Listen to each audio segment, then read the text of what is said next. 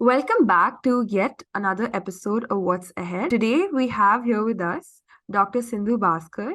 He is the chairman and the CEO of EST Group. It is an enterprise based in the MIT ecosystem, incorporated and operating from Cambridge Innovation Center.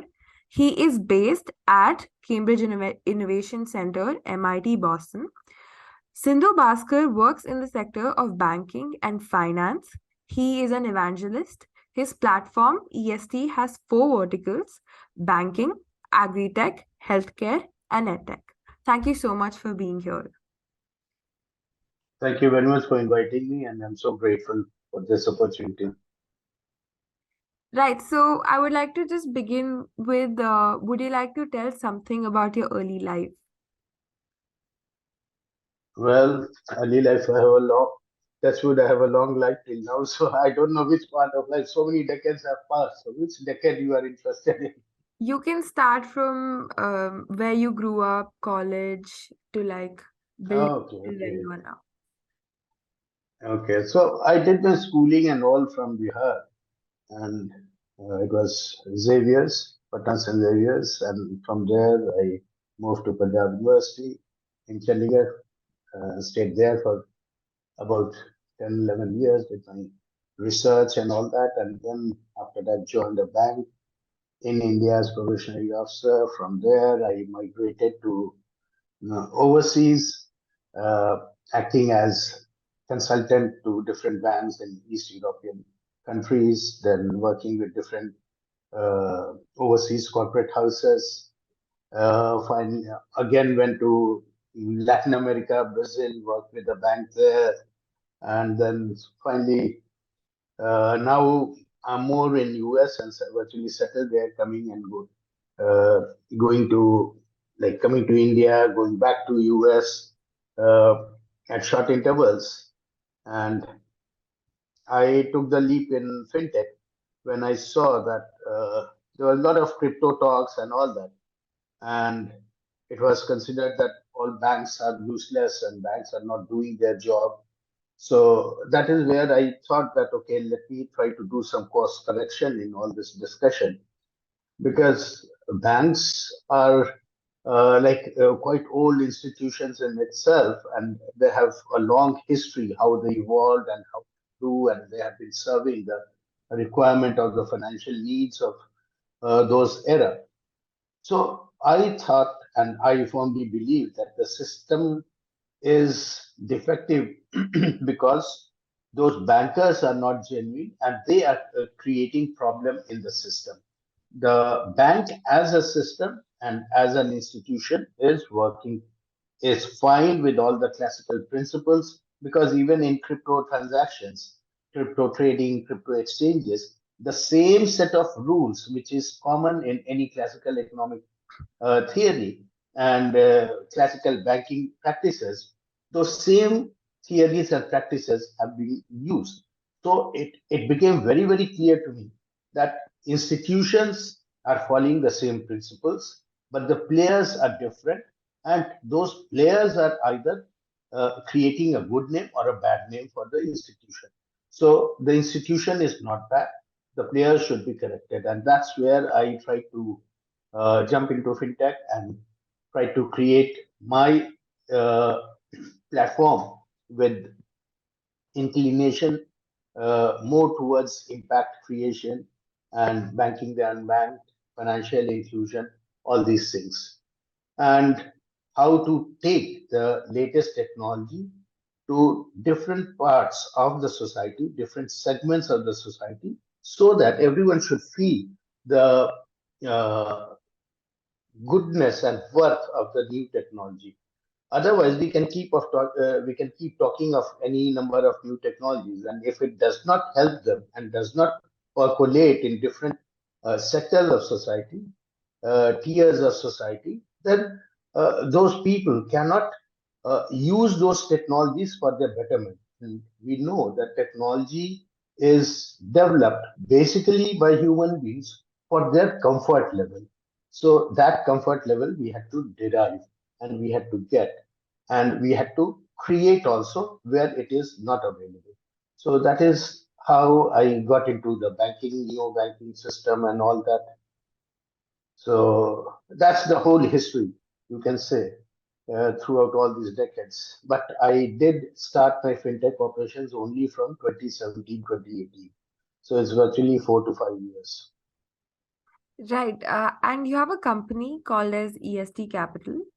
How did you build EST Capital? I know it's based in the MIT ecosystem and it operates from Cambridge Innovation Center, if I'm not wrong. Yeah, so I'll just correct it. It is EST Global Inc., Oh, which is based, and that is uh, I should call it the nerve of all my platform. So that's the main company and the parent company under which all different segments come. It controls all the various companies. And my platform, EST, as it is called, EST stands for empathy, S for security, and T for transparency. that's So it is, I try to have all the good qualities and points of empathy, security, and transparency into my platform so that it can be of real utility and real mark in the society and in the societal economy.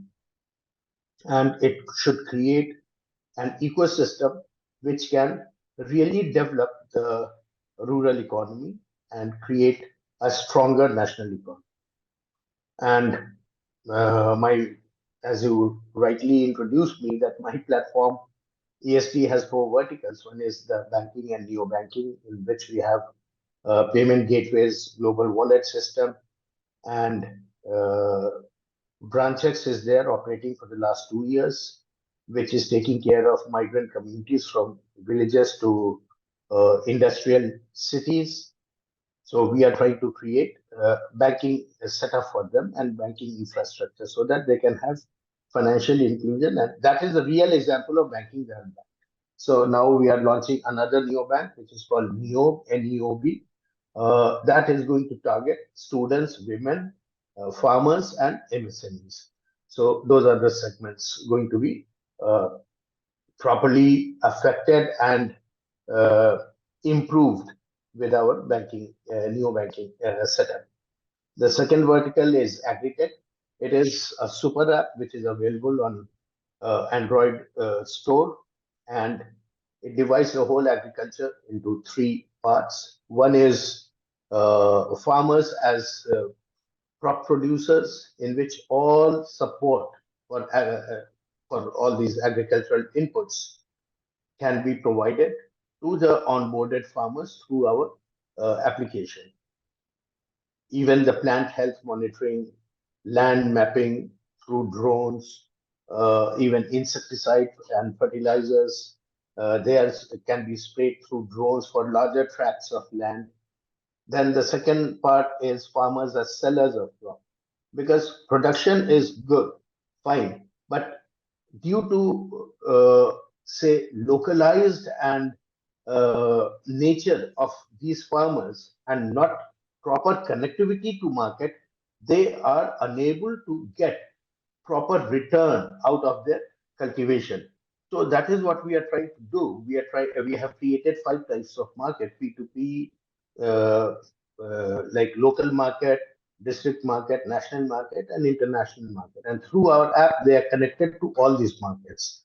And whenever they want to sell any product, they can get all the different rates. Similarly, in transport and logistics, again, different transport facilities are provided there so that they can ship out their product and they can have a comparative feel of different transporters and logistic providers. And whichever is giving them the best deal, they can go for that. And the final vertical of the agritech is farmers as wealth creators. Because the whole concept of agritech is agriculture is not only an occupation, but it is a tool for rural development.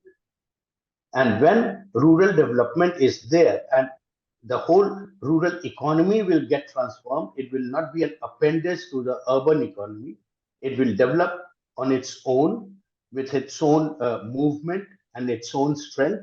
And then it can become a contributory uh, part of national economy. And then national economy will have two sorts of contribution. One is your industrialized urban economy, and then newly transformed rural economy. So that's the whole concept of agritech. The third is healthcare.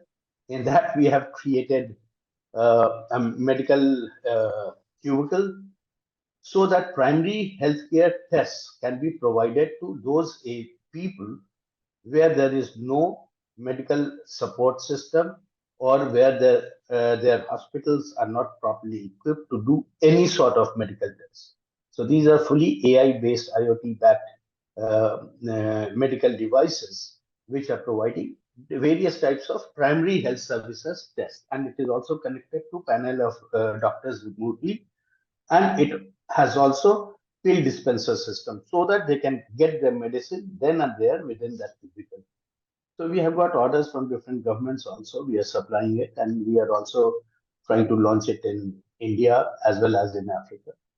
And the last vertical is EdTech, in which the focus is digital knowledge empowerment of students and students of rural areas especially. So we are connected to different universities and colleges, and we have JV, and we are creating centers of excellence in those universities and colleges. And all the neighborhood villages, they have this facility to visit those centers as without any fee and charge, and they can have the feel of the latest technology, and they can have that learning and knowledge of the latest technology. And since this edtech is all a pro bono effort from EST, so we ensure that those rural students, they don't have to pay for learning this knowledge.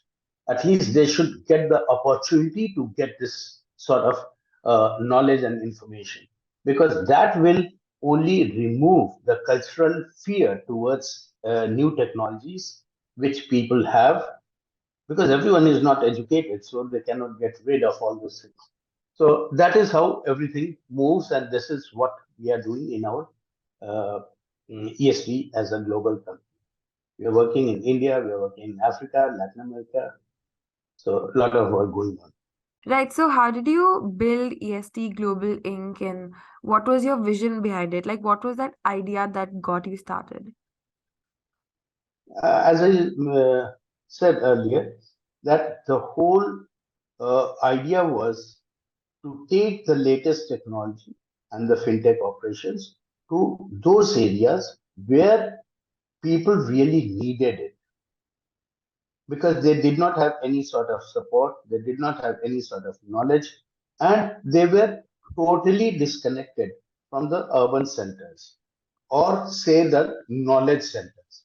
So it was very important for them to draw them to the whole technology circle and what we call the ecosystem. So you have to, in new technology, you have to create ecosystem, and ecosystem cannot be fragmentary. It cannot say that, okay, urban people only or rural people only. It has to complement and supplement with all types of populace and all the different tiers of the society. And if you have to really develop any area, you have to build the ecosystem with a very, very composite model. So that is what EST is trying to provide.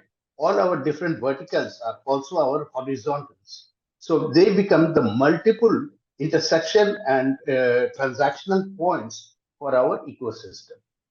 So that's how we have evolved our platform, and that's how the whole ethic, and I should say the concept of the platform has been developed. Right. So, you mentioned four verticals. Like, what are the technologies that you use to fulfill those four verticals? Like, is there blockchain used in any sector? Okay, point number one is that blockchain is not the, uh, I should say, the golden arrow with which you can solve all the problems. It Right. has its own nuances, it has its own expenses, and when people are right now ignorant and uneducated, so the first, uh, I should say, the first effort should be to take the simplest possible technology to them so that they can first start feeling that technology, start using that technology, then only you can complicate the whole technology for them. So, and moreover, there are certain uh, issues in blockchain which uh, will not be feasible while doing this expansion operation in rural areas because it requires a lot of resources and rural people, those who are short of cash and money, they cannot afford to pay that much of expenses for the technology. So it has to be a simple technology, it has to be inexpensive technology, and it has to be a very cohesive and I should say again that it should inclusive technology. So that is what we try to create and develop and do it. But in our agritech, like supply chain management system, it has component of blockchain also. And as we grow and people become familiar with our technology, we will be doing like putting blockchain in parts so that we can keep a proper record of those data and all that. But we'll be following all the GDPR principles and the localization of resources, localization of data, all those principles will be followed. So right now we just want to store all data in those countries where we are operating. I don't want to have it in US and then we get the blame that okay we are trying to exploit that data and things like that. So we are trying to make it very open and transparent and secure for everyone, but at the same time not to complicate the technology. Right. So, what do you think is the scope of blockchain in the future? Where do you see, like, what fields do you see blockchain being used in? Well, blockchain, as you know, it is basically a record keep and which is easily available to you, which cannot be replicated, and Mm. it because there are different ledgers which are on different resources, different nodes, and you can amalgamate all those records and store it. And whenever you want, you can take it out, and you will have all the date and time stamp to it, and you will have all the security that no one can fuzz those records. So all those beneficial facts of that blockchain technology is there. But as you ask the question, where we can use it? We can use blockchain everywhere. Wherever you have to store data, wherever you have to rearrange data, you have to secure data, and you have to make it available to anyone at any point in time, then you use blockchain. So even in government, in education, in healthcare, in financial transactions, everywhere you can use blockchain, including voting, all that. So there is no end to it. But you have to determine at what cost you are going to do it, what will be the efficiency level of that upgradation of technology, then only you should try to implement it, not just go by the very hype of any technology. Right. So, like, moving on to some fun, retrospective kind of questions. Moving on to some lighter questions. What is the most important lesson that you've learned over your career? Well, there's so many lessons everyone You can state keeps like learning. anything that comes to your mind. It doesn't have to be the most important. You can state two, three lessons that you have, sort of learned, and the lessons that have stuck to you all this while. Yeah.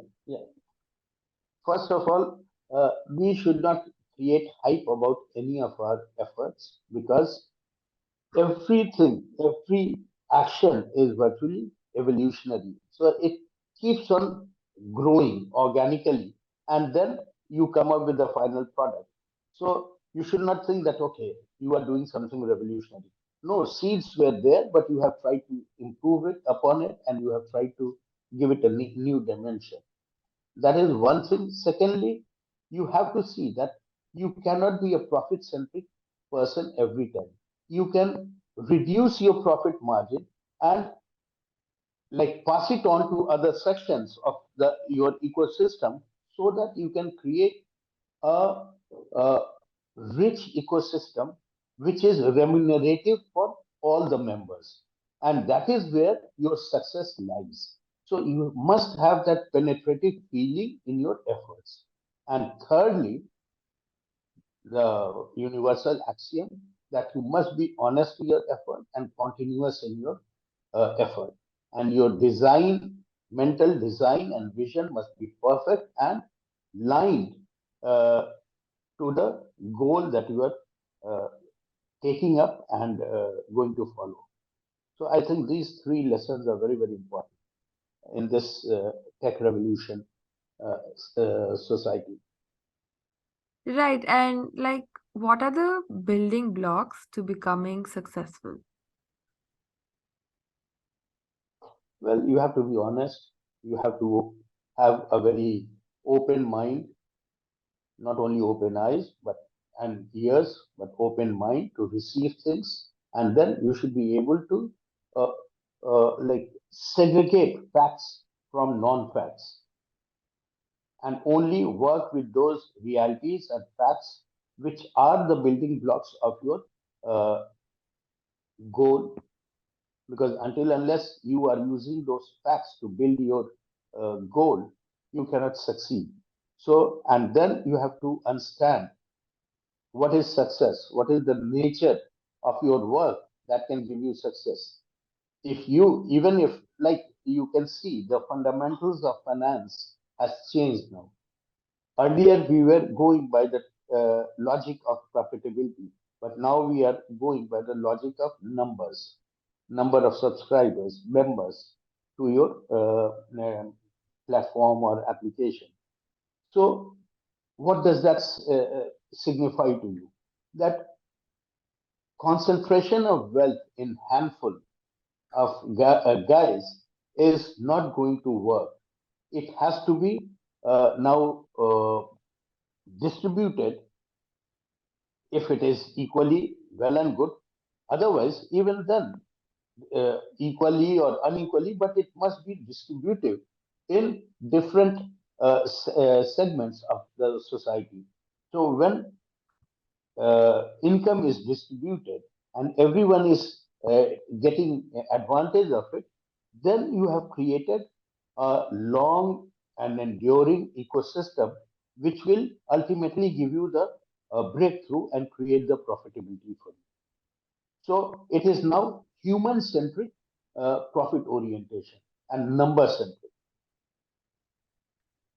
Right. So, do you have any advice for students who want to make it big in life? Like who look at you and aspire to be somebody like you one day? Well, I was also a student. So from there only I moved to this stage. So as a student, what I will just suggest and request all of you that you have to be patient. You should not be in a hurry, and you have to put in effort to earn the place. Nothing can come for free, and if it comes for free, it will not have a lasting value. So that is, I think, universal lesson from everyone that you have to be honest in your effort and you have to be patient in your efforts, and then everything will follow. And whatever you do it with open mind. It should not be, because jealousy or enmity is not going to give you any return. So you don't have to bother about those negative values and qualities in life. You have to adopt all positivism and move in a very positive manner. Because now you see there are technologies, students, youngsters, they are going to field and trying to, like rural areas, fields, moving, working with the farmers and all. The earlier generation had different, they had literally divided the society, and people, upper class people, middle class people, lower class people, and all those things. That's why we have this sort of stratification in our society. But now with technology, all that societal divide has been melted and removed. So people are going to any part of globe to show their worth and their work. So that should be the vision, that now there is no divide, there is no boundary. Technology is taking you without boundary to different areas of globe, and you should be ready to move without any knots in your mind. You should be always open and receptive. Right. And are you into like books or movies? And do you have any like recommendations for the audience? And why do you like those movies or books? Movies? Yes, movies or books. Any recommendations? Oh, okay. Movies or books? Well, anyways, like everyone, I'm also a fan of so many Indian heroes and heroines and Hollywood heroes and heroines. But unfortunately, now I don't even get time to read any book or to go to a movie. It's very, very difficult for me. I have to literally, even if I try, and I can hardly see a couple of minutes or a couple of, say, half an hour, 45 minutes of the movie, and then I have to keep working. So, uh, well, it is normal that you should try to. I will suggest that yes, you must read some books also, good books, whatever the latest, I should say, bestsellers are. You should always try to put your hand to it. You should try to see all the movies which are entertaining so that you are not again engrossed with those movie plots and it does not freshen you up. So go ahead with your light movies so that it can refresh you and charge your brain again to do more. Yeah. Lastly, where can we find your company and how can we contact you if somebody wants to get in touch with you? Okay. Well, all my companies are also they are having a website. So www.estglobalinc.com, www.estagrex.com, www.estfab.com, and I'm on LinkedIn. My phone is always available. I'm very like informal person, so I don't try to go ahead and follow Calendly system of appointment and all. If you have my number, just give me a call. If I'm busy, I will call you back. If not busy, I'll immediately pick up your call. So I don't try to be very formal about all these things because till yesterday, what was our value? There was nothing.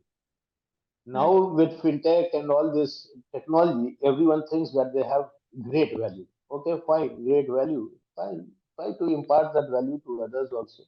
So I just try to follow those dictums of my mind and my personality traits. Right.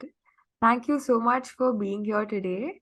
It has been a pleasure talking to you. I think there was a lot to learn about your company, a lot about the verticals that you work on, and how you are transforming the society. And I think it's a great cause.